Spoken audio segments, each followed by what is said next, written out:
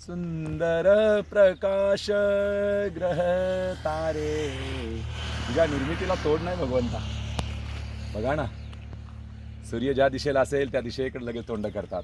सूर्य मावळला की खाली मान घालतात.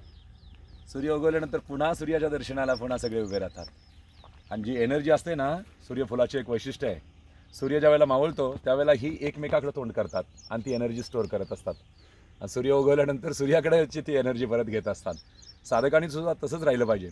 सद्गुरूंकडून एनर्जी सगळी घेऊन एकमेकाला देऊन लोक सुखी केले पाहिजेत. नामधारकांनी एकमेकाशी अशी त्या एनर्जीचं असं हितगुज करून ते चिंतन केलं पाहिजे आणि असं उमललं पाहिजे, असं फुललं पाहिजे.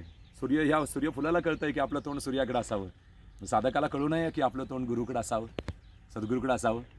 हे मोठं नवल आहे. म्हणून ह्या निसर्गाकडून खूप काही शिकण्यासारखं असतंय. आपल्याला भरभरून देत असतो तो. आपल्याला फक्त घेण्यासाठी आपली झोळी रिकामी आहे, फाटकी आहे म्हणा, त्याला हरकत नाही आहे. मग ही झोळी मजबूत करण्यासाठी आणि या निसर्गातून जे देवाचं देणं आहे ते शिकण्यासाठीच आपला जन्म आहे. म्हणून या सूर्यफुलांकडून आपण हे एवढंच शिकूया की गुरुकडं तोंड करून आपण जीवन जगायचं. सद्गुरुनाथ महाराज की जय.